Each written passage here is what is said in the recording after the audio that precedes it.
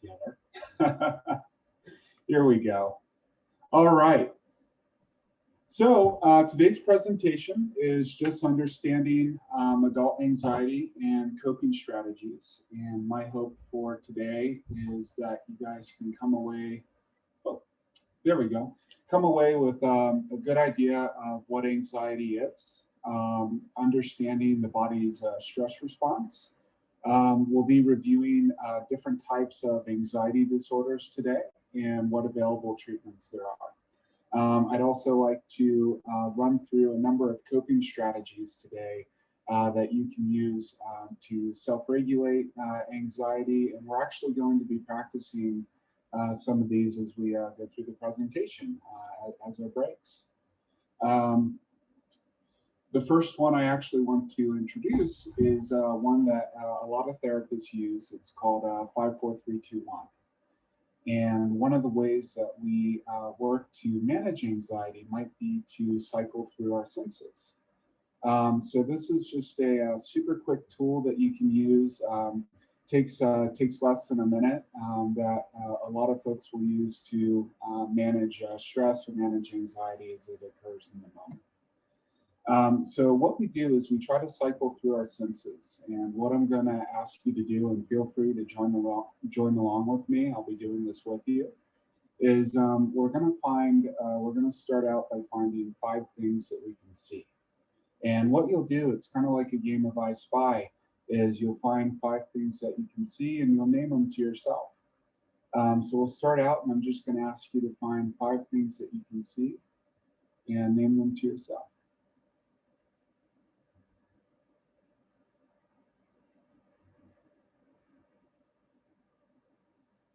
Once you've got that, I'll ask you to find 4 things that you can feel.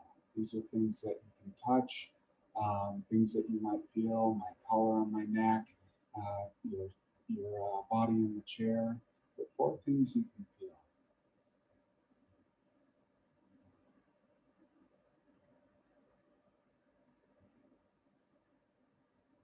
Then we're going to move on to 3 things that you can hear.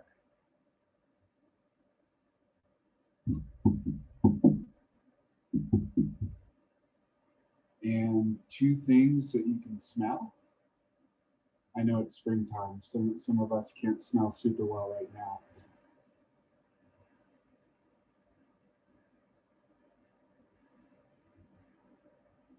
And 1 thing that we can taste.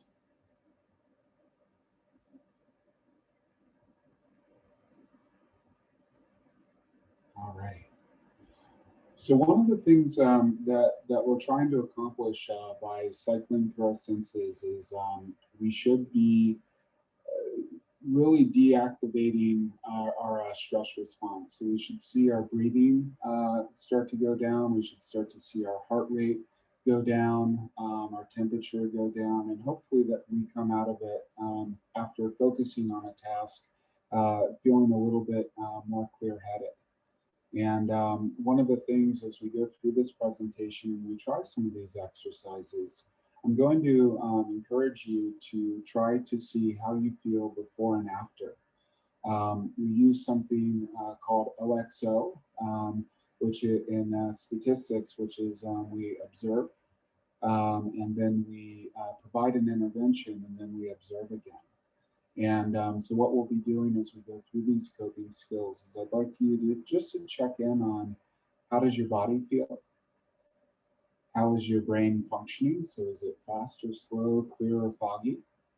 And what thoughts or emotions might you have? After we do the coping skill, we might try the same check-in and see how are you feeling afterwards.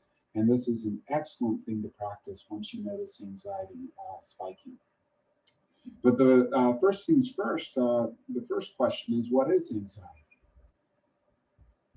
Anxiety is a normal reaction to stress. When we're presented with danger, when we're presented with a threat, our bodies tend to respond to that stress. Anxiety is often marked by worry. So this is when we are feeling tense, afraid.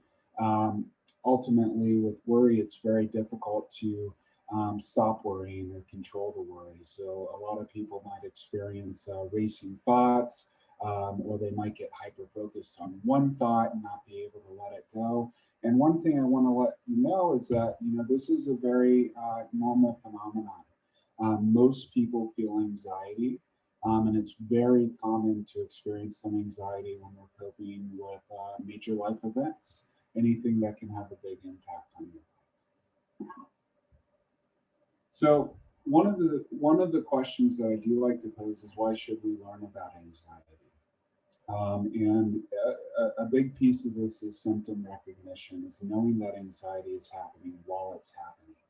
A lot of folks will assume that maybe there's something wrong with them physically, or that they're going crazy, or that other people aren't going to understand what those symptoms are.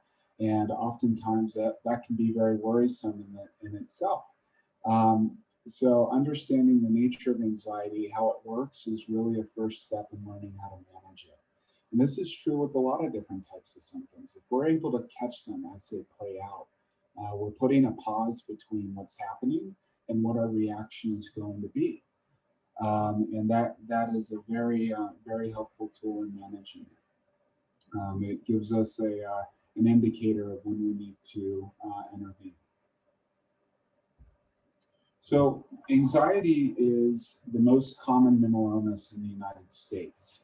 It affects about 40 million adults over the age of 18, and that equates to nearly 20% of the population every year.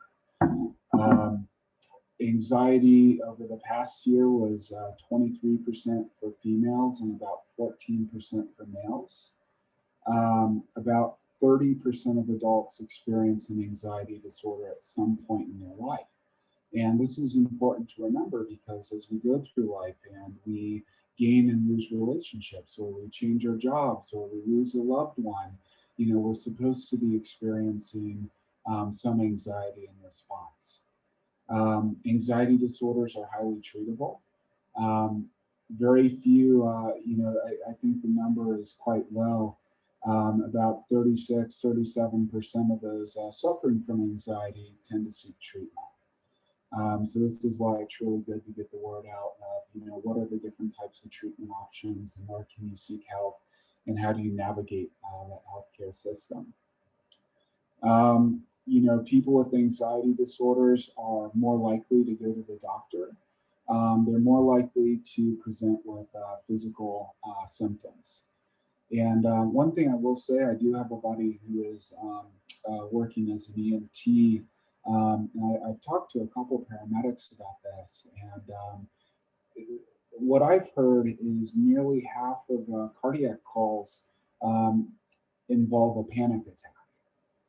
So it's not quite a heart attack going on, but people feel their heart beating out of their chest, and they feel tightness in their chest, and they feel pain in their chest, and they feel like they might be having a heart attack. So we are more likely to develop physical symptoms. During the pandemic, of course, a lot of folks started to report a high spike in anxiety. It had a significant impact on a lot of people's work and financial concerns. It had, huge social impacts, as we know.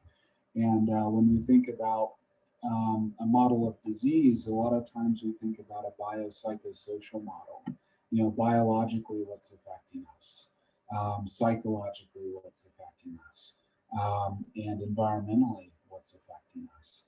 And during the pandemic, some folks, were not as engaged with a healthy diet or exercise or going out. We lost a lot of our social supports. We're dealing with a lot of isolation. And all of those were, really were a perfect storm for things like anxiety and depression.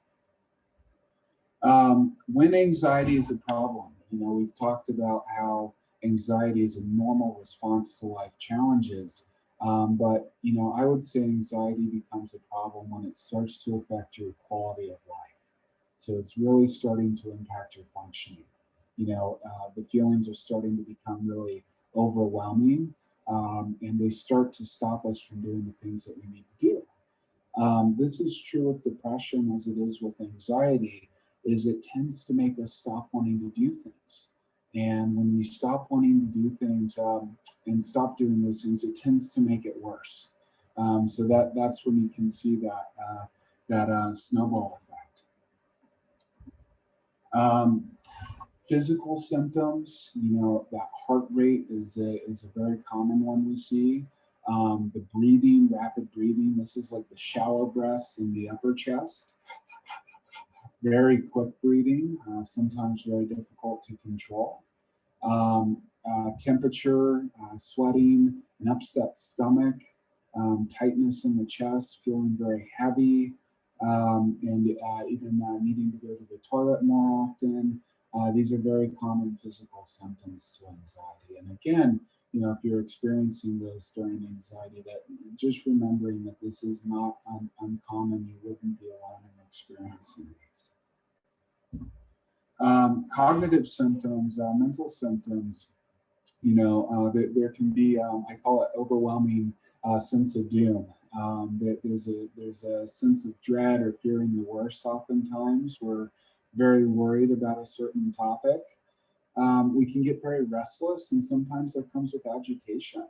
I'll often ask, I'll often say that, frustration, anger usually don't come alone. They don't present alone. Sometimes they're paired with sadness, sometimes they're paired with anxiety. So, anger is actually a really common response to anxiety. Panicking is also a response. So we have a lot of racing thoughts, repetitive thoughts, and we tend to dwell on them. We think a situation over and over again. Think of it over and over again. Behaviorally, these are some of the things where folks start to disengage with their self-care. And this might not be an intentional disengagement either. Oftentimes, anxiety affects the way we sleep. It might be hard to get to bed, or we might wake up in the middle of the night with a thought, and it's difficult to stop thinking about that. It also might mean the way we're coping with anxiety affects when we get to bed. Loss of appetite. Anxiety tends to act similarly to a stimulant, which is an appetite suppressant. A lot of people will report that they're just not hungry when they're anxious, and some folks will overeat. We see a decline in academic or work performance. Sometimes we see an increase in self-medicating, things like substance use, and avoidance is another big one that we see behaviorally. So we might stop calling our friends or going out to events if the anxiety gets severe enough. So this brings me to our body's stress response. And again, this is a normal physical response to stressors that are outside of us. And these could be internal stressors or external stressors. That's something that I do want to remember. When we find something that is a threat to us, we typically have what's called a fight, flight, or freeze response, which is a biological reaction to feeling threatened. So for instance, if somebody cuts you off on I-25, you're going to feel, a significant, cognitive, emotional, or physical response. This is one example. Say you're out for a morning run and an angry dog runs up to you. Say you're in your house or entering your house and you see a dark figure in the corner. Of course, these are scenarios that are going to trigger a physical response, and that response is really meant to help us survive. This is a great illustration of a fight, flight, or freeze response. And one thing I will say is this response happens before you even think about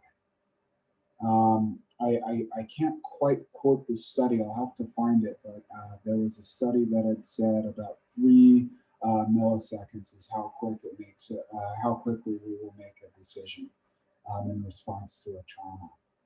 It's very fast, and the mind will go through a couple of questions in response to the threat. Can I escape it? If yes, you might enter a flee or run response. Can I overpower it? That might trigger a fight response. Can I make it lose interest? This is basically a response that says, I'm not a threat to you, and hopefully you lose interest in me. And the very last response is that we collapse. This is sort of a checkout response that basically allows us to dissociate. It disconnects us from what we're feeling. And that is the body jumping in to protect us so that we don't feel pain in the moment. So when this response gets activated, the things that are not necessary for survival are not prioritized. So say you're in front of that lion, you're not going to be thinking about your next meal. You're not going to be thinking about, work. You're not going to be thinking about your relationships. You're going to be thinking, run, or fight, or get out of the way. Your large muscle groups are getting activated. You are having stress hormones that are getting dropped in the frontal lobe. Things like adrenaline, things like cortisol, that really say this is what needs to get activated and this is what needs to get deactivated. So your large muscle groups start to get activated, your biceps, your core, your legs, these start to get activated. And the things that start to get shut down are things like your appetite, your sex drive, things that don't quite need attention right now. If you've ever had a quick panic, if you, like me, have ever lost your sunglasses on your head, or you're running around the house and you're looking for your keys and you realize that your keys are actually in your hand, that's a little bit of what's happening. Those higher processing powers start to shut down. We're not really thinking through a problem. We're in fight or flight response, where that higher processing, it just isn't quite happening. So our task when we get really activated is to do some grounding, bring our physical reactions down, bring our heart rate down, bring our breathing down. That also helps to slow the release of those stress hormones and allows us to think a little bit more clearly. Normally, a lot of folks take about 20 or 30 minutes to return to normal, return to calm. But we can accomplish that a little bit quicker with the grounding skills. One thing I will say about grounding skills is they're not going to bring you from a 10 to a 0. Very rarely will they do that. The hope is that if we can bring you maybe from an 8 to a 4, that's huge. That's bringing us from panic to I still feel anxiety, but I can think through the situation. It gets us out of that threat assessment side of our brain. Again, stress response, very physical. Heart rate and blood pressure is increasing to get all the oxygen, everything we need to our large muscle groups. Dilated pupils are very common. This is so we can take in more light, we can see better. We're very on edge, and this is so that we can pay attention. We are very aware, we're very observant when anxiety hits.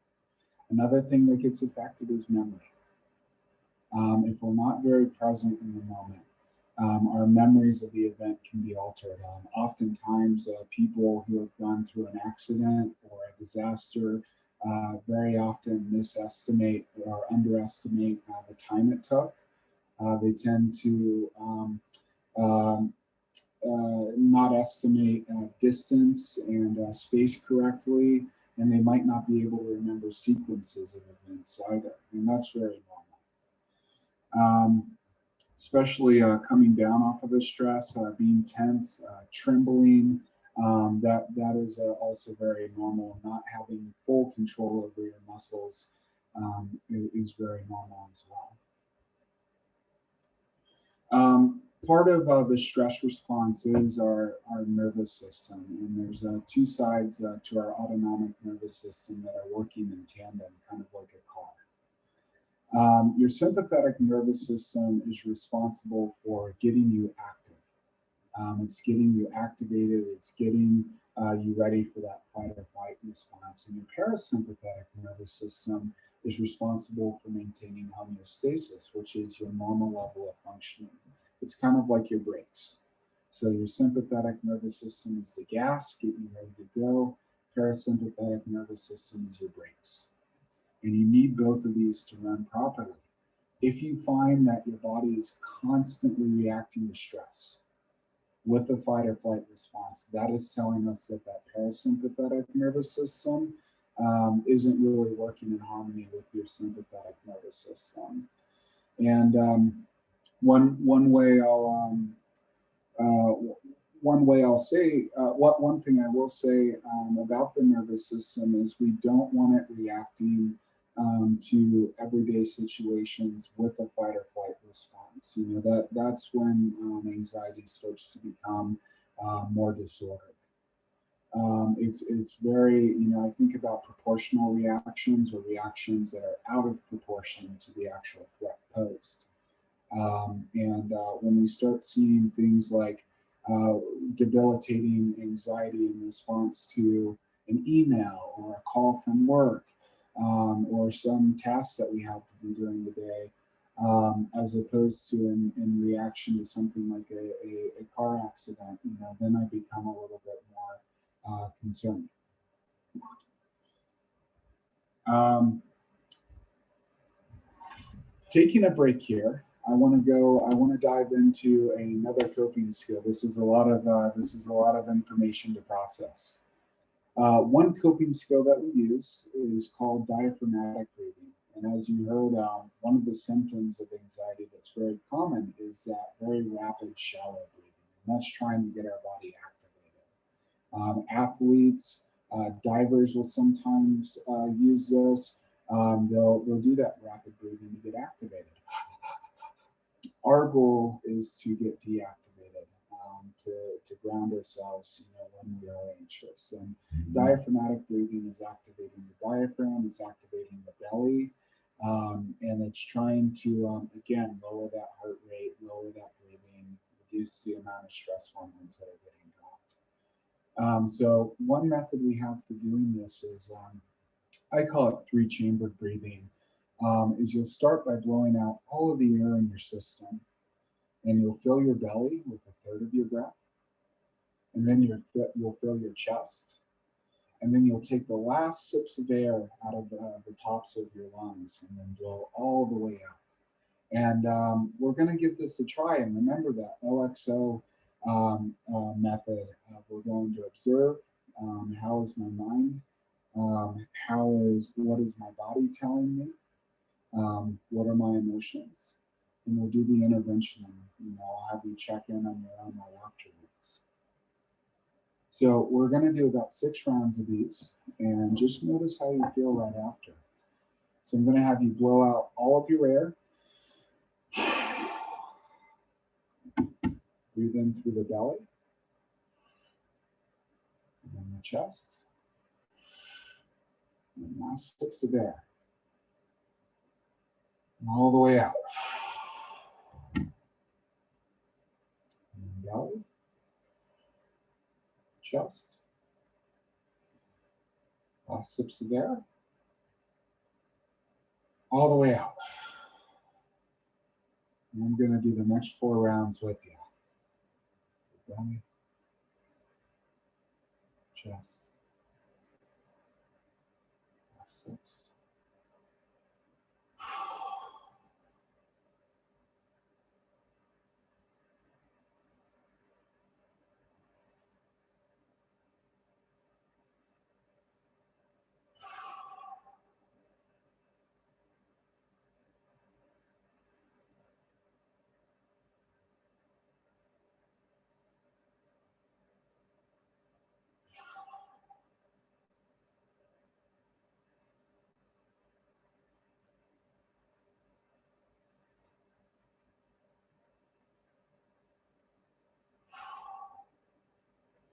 One more.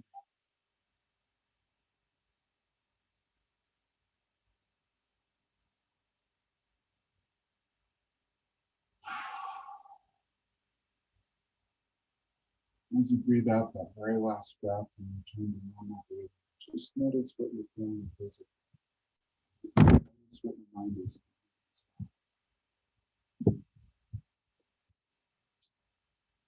So going into the next section here, I want to review the different types of anxiety disorders.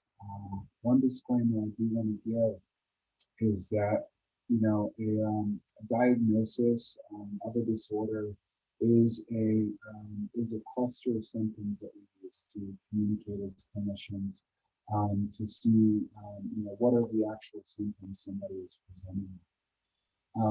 One thing that I notice, with diagnosis is they can become, sort of like an identity. You hear a lot of people say, like, I am ADHD, or I am bipolar, things like that. What I do want to make very clear is that these are just a cluster of symptoms. And when I'm working with a client, they care so much less about the diagnosis than I do about what specifically is somebody struggling with, what specifically are they presenting. As we go through these different types of disorders, the purpose is that if you do recognize these, being able to recognize them and say, is this debilitating? Is this something that, somebody might need help with, and reaching out to help. Going into the different types of disorders, just recognizing again, when does it become disorder? It becomes disordered when the symptoms interfere with our daily performance, our work, our relationships. And it also becomes more disordered when that fight and flight response, that physical response is getting activated in response to things that are non-threatening. So little things with anxiety become really big things. Things that should be very manageable. So there's a few different classes of anxiety disorders. There's generalized anxiety disorder, panic disorder, social anxiety disorder, phobia-related disorders, and separation anxiety. And note that everybody is going to have some of these symptoms. This is very common when you're going into a social situation. You might be feeling some anxiety, worrying about a work task. You might have some anxiety. So these symptoms are normal. It's just a question of if they're really interfering with our functioning. Criteria for anxiety disorder: they cause clinically significant distress. They interfere with our functioning. They are not caused by a drug or medical condition. They tend to persist for at least 6 months, at least 1 month for panic disorders, and they're distinct from symptoms of any other disorders. So they're not a trauma disorder, they're not a depressive disorder, they strictly fall under an anxiety diagnosis. So generalized anxiety disorder is one of the more common ones. It affects about 3% of the population. It basically involves a persistent feeling of anxiety or fear. So it's very difficult to control the worry. They're feeling restless, wound up, on edge. It's very easy to get fatigued. We have difficulty concentrating, and oftentimes there's physical sensations associated with it as well. Panic disorder affects, again, nearly 3% of the population. It's really marked by frequent and unexpected panic attacks. It's kind of like playing whack-a-mole. They come up so much out of the blue, and a lot of people have trouble using a lot of their coping skills because it does come up so unpredictable sometimes. It can be predictable in response to certain triggers. So if I know around the grocery store, I might be a trigger, or around certain social situations, I might be more triggered. So that's when you get a real intense discomfort, a sense of losing control that might trigger. Again, very physical, racing heart, breathing, chest pain, feelings of impending doom or being out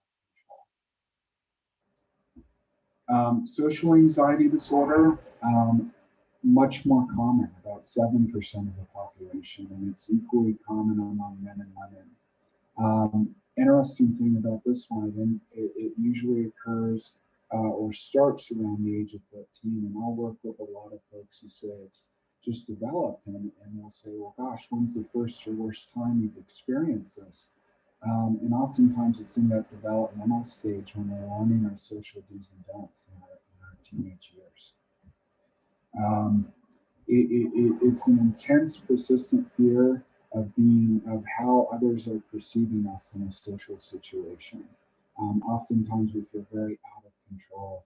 We don't really trust ourselves going into a social situation, and this can really get in the way of, going to work or attending social events or doing everyday things with people. Phobia-related disorders. This one is very relevant for me. I'm very scared of wasps. I think they're very murderous. They have it out for me. I will pull my car up to my porch if I have a wasp nest, sit in the passenger seat, crack the window so I can spray outside of the window. I'm extremely scared of wasps, and it's very out of proportion to the actual threat. It affects about 9% of the US population, and it's an intense fear or aversion of specific situations or objects or things. So it's out of proportion to the actual danger. So very common ones are things like flying, heights, specific insects or animals, needles or blood are very common phobias. One type of phobia disorder that we do see is agoraphobia, and these are things like difficulty with being out in open spaces, using public transportation, being in crowds, being outside of the home alone. This is one of the common phobia-related disorders. Separation anxiety. I do want to say it occurs in adults. Oftentimes it is something that we think that children deal with, and it, I will say it is oftentimes diagnosed more with children, but adults can be diagnosed as well. And basically, people who have separation anxiety disorders, oftentimes have fears about being parted to people who they are attached to. So let's talk about treatment options. There's a lot of different treatment options out there for anxiety, and anxiety is one of those disorders that is highly treatable. And just as you're navigating the mental health field, if somebody you know is seeking help or you're seeking help, these are some of the things that might be available, might be things to look for. So, of course, we have a great exposure therapy technique here. This is Professor Gallagher and his technique of simultaneously confronting the fear of heights, snake in the dark. Something that I would never recommend. Not a great form of therapy. But there are different types of therapy. There's individual therapy. There's outpatient therapy is oftentimes what we see for anxiety disorder. In severe cases, inpatient. And there's also group therapy other than individual therapy. That is an option. Medication, and a lot of the coping strategies that we're discussing and practicing today. Different styles of therapy are out there. There's cognitive behavioral therapy, exposure, which is the type of CBT, ACT, acceptance and commitment therapy. I know a lot of people have probably heard of EMDR, which is a trauma-based therapy. It's also been proven as effective for things like depression and anxiety. And there's group therapy. I'm a little bit biased being trained as a CBT clinician. I love this style of therapy. It really tries to take a look at how our thoughts, emotions, and behaviors are all interconnected. And a lot of people that I do work with present maybe in the past, present, or future with anxiety. And what I mean by that is we might be looking at the past, the whys of things, the outcomes, the origins of their anxiety. And CBT is really, really great at looking at those, what types of thinking or behavior has been developed in our past that affects us today. And that's that present work. And in the future, we're really doing a lot of skill building. We're thinking through how can I respond to a certain problem. So CBT is saying that problems are based on unhelpful ways of thinking. They're based on learned patterns of behavior, and that people can learn different ways of coping with them. And that is helpful in relieving their symptoms. It's a lot of practice.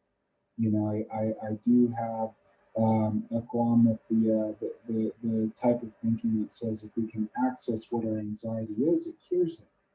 And I don't quite see that. What I really do see is that gives us a starting place. It gives us an opportunity of these are instances when I need to intervene. If I can notice when that storyline or when that anxiety gets activated, this gives me an excellent chance to intervene. So CBT is a style of therapy that I do recommend. It is an evidence-based practice for managing anxiety, responding to symptoms of anxiety.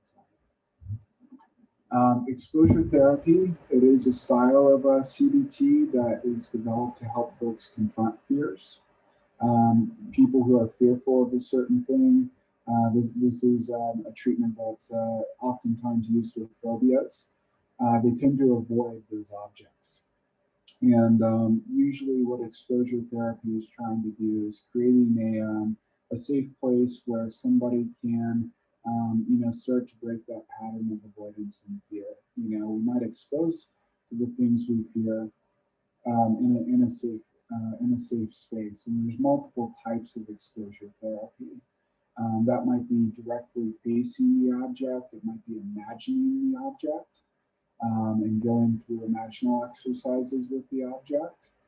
And they're actually starting to incorporate things like virtual reality therapy, where somebody might use an Oculus and interact with something they're afraid of, knowing that they can actually disengage and take off that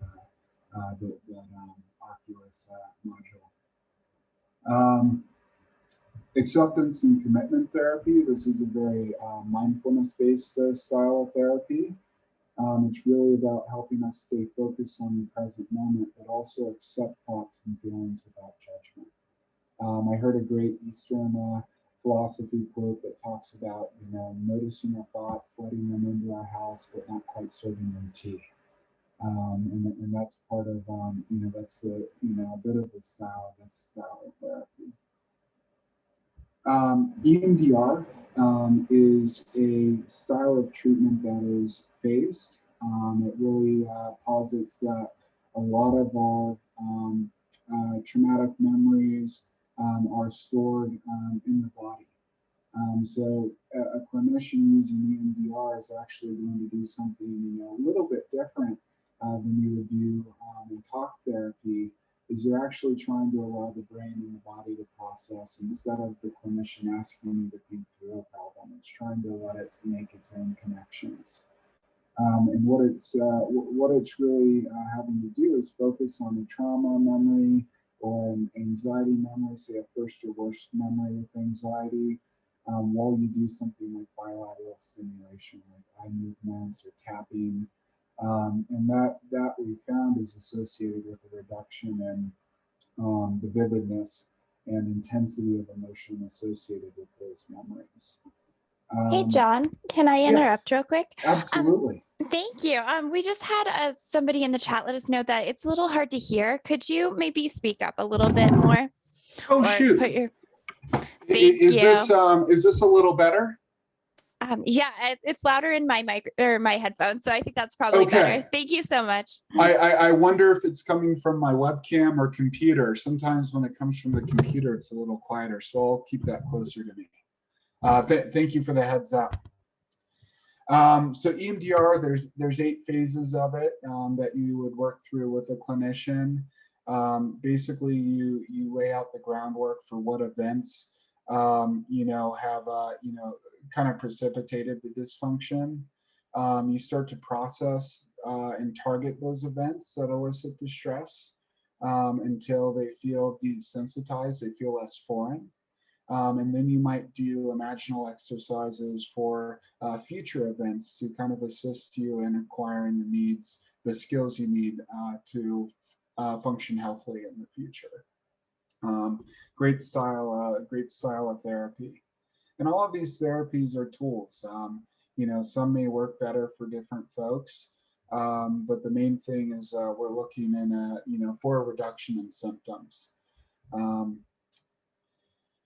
Group therapy is another style of therapy. It can be very intimidating for a lot of people. But it does at first, and of course, finding a good group for you that you feel that you vibe with, that feels comfortable for you is just like finding a therapist. You need to be able to find someone who does feel comfortable and safe for you. But once you've joined it, oftentimes groups can act as a support network and a sounding board for processing. Other members of a group might help you through, a couple different ideas or different perspectives for how you might approach a problem. And it also helps us feel like, oh my gosh, I'm not alone in this. I do have a community of people who, can speak openly about what they are experiencing. So group therapy can be a very powerful experience. There's a few different classes of medications that are used for anxiety. One thing I will say, not being a provider, it can be very helpful to talk to a psychiatrist if you are looking or seeking medications. One thing I do recommend if you are going to speak with a psychiatrist is it can be very helpful to get down a list of specifically what your symptoms are, how long they've been lasting, what your first experiences have been with those symptoms. And sometimes I'll even create a list before I do go talk to a psychiatrist, just making sure that I don't forget anything. There are a number of different classes of medication out there. And the main thing is to pay attention to, making sure that there is a reduction in symptoms and that those side effects, don't outweigh those benefits. When I do say reduction of symptoms, what I do mean is we're looking at three areas. We're looking at frequency, intensity, and duration. Those are the things that we want to see start to decrease with treatment. So using panic attacks, for example, if we experience multiple panic attacks a day, hopefully we start seeing that happen maybe once a day or every other day. If the panic attack throws us off for the whole afternoon, maybe it starts to only throw us off for an hour or a half hour. And that's really what we're looking at with treatment, is hopefully we see that reduction. So another treatment exercise, another coping strategy that we use is box breathing, or sometimes you'll hear it referred to as squared breathing. And this does a couple things. First of all, it has us focus on a task, on a very specific task. It also has to do a little bit with distress tolerance. It helps us recognize that we do have some control over discomfort, and this is one that can be as hard or as easy as you want to make it. So what we do is this box represents one cycle of breathing, breathing in and breathing out. And what we do is we'll actually blow out all of the air. We're going to hold for 4 seconds.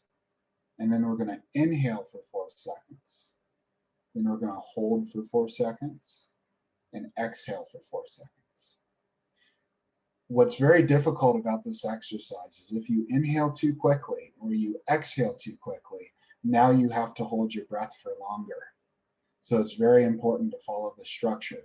Now, what I will say is if you start feeling lightheaded or blue in the face, disengage, stop using the breathing exercise, breathe normally so you can catch your breath.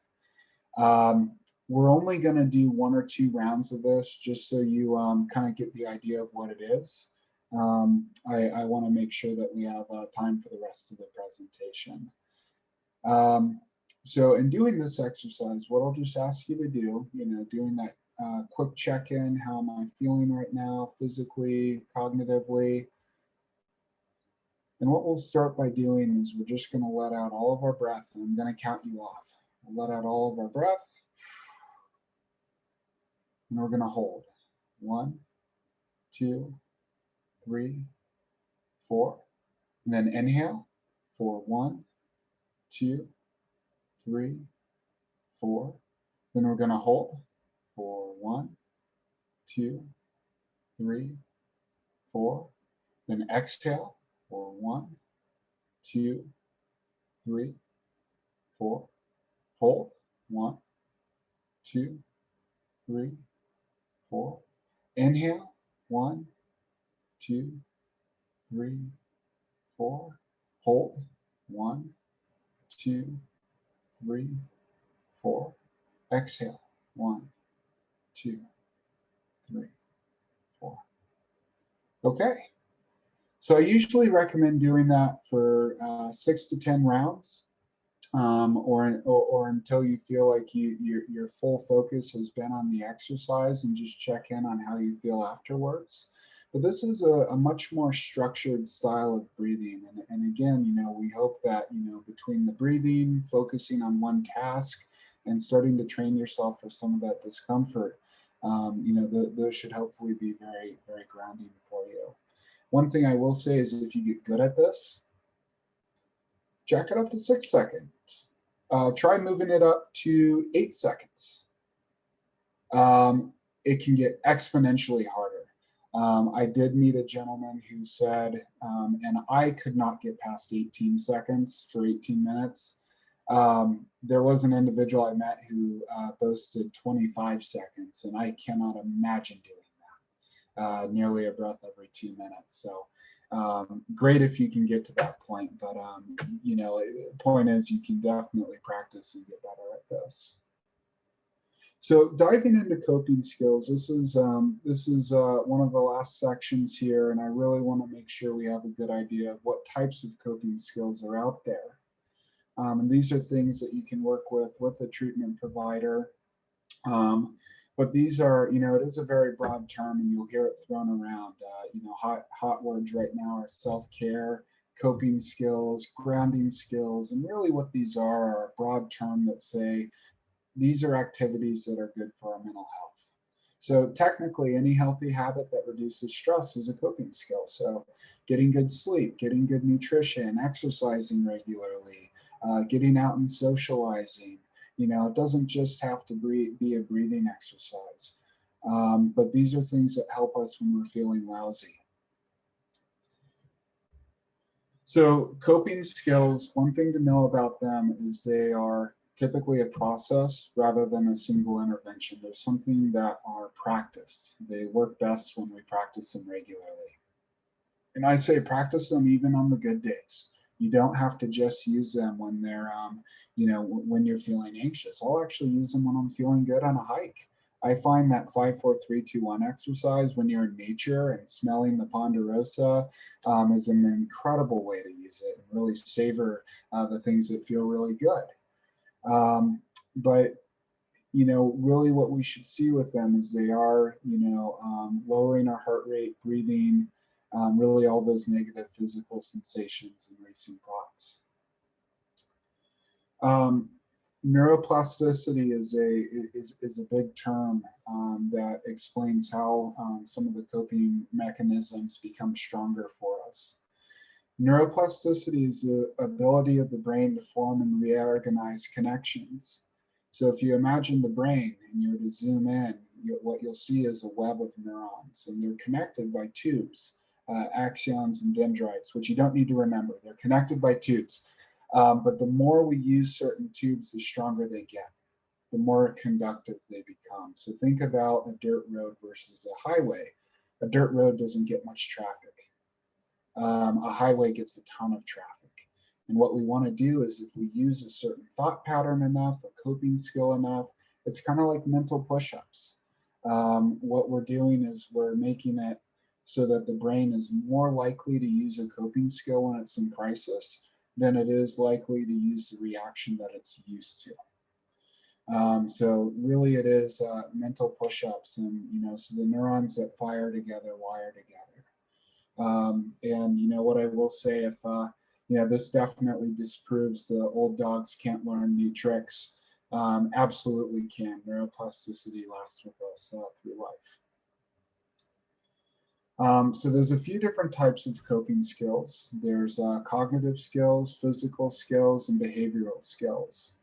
Cognitive skills are things like thought stopping, thought catching, really being cognizant of what thought patterns fuel our emotions and being able to catch those in the moment. Physical skills are sort of like the ones we've been practicing. They're really aiming to reduce our body's stress response. And behavioral things are things you can do on a regular basis, like exercising, maintaining good habits, engaging the social supports in your life. So physical self-care examples like eating a good meal, getting exercise, good sleep hygiene. Mental self-care, engaging in a hobby, focusing on a task, taking breaks, listening to music, cooking. Behavioral self-care, engaging in certain things. So like talking to a family member or friend, meditating, doing self-reflection, taking classes, really all these things that are opposite of avoidance. So again, the way we know they're working is we see that reduction in symptoms. You can use that OXO formula before and after a coping skill to see if it's working or not. And there's a lot of different ways to track. You can definitely, there's ways to do mood tracking, like rating your mood on a scale of 0 to 10. Each day you can color code it. Take an emotion, anger is red, anxiety is orange, calm is blue. You can actually color in. If you look up bullet journaling for mood, you'll see a lot of examples of that. And there's a lot of different self-assessment tools for anxiety out there that you can track on a weekly or daily basis. That's what I have on coping skills. I do want to make you aware of a couple resources we have in town. Connections, the health district, which is putting this on, is a huge resource that I utilize very regularly. And Lex, I'll let you speak to what Connections does. Of course. Thanks so much, John. So Connections is a local resource here in Northern Colorado in Larimer County that supports folks in finding mental health support, whatever that looks like for them. So what that looks like is if you have, tried therapy in the past, or you're currently seeking support, but you haven't quite found something that's working for you, or this is your first time, or you're looking for new support, you're welcome to give us a call. And then you can chat with one of our licensed behavioral health specialists about whatever your concerns are, whatever your goals are, and they will help link you to somebody in the community who feels like a good fit, whether that's medication management, that's therapy, that's group therapy, peer support. So they're looking at all of those options as well as what's affordable and doable for you. And then Kayak is our youth version of that. So that stands for Child, Adolescent, and Young Adult Connections. And what that is the same type of program, but for young people through Connections. And we just get families and youth linked to people in the community that feel like a good support. So thanks so much for giving me a second to chat about that, John. Absolutely. Absolutely. I know we're running up against time here, and I do want to let folks know that I do have some time right after this presentation to answer questions. Otherwise, I can respond to questions in the chat. You can reach me via email, which I'll list at the end here. But three other resources I did want to make you aware of. NAMI, I believe they have a chapter here in Larimer County. I'm not sure how active it is right now. But they do have a couple really good resources, one of which is the Family to Family program. It's an 8-week free educational course on mental illness. Great resource. If they don't have it here, I know they have it in Denver. and something that I highly recommend if you're wanting to learn more about mental health. Summit Stone has a crisis stabilization unit. If if anyone in your life you know of is going through a mental health crisis, they might be in danger to self or others.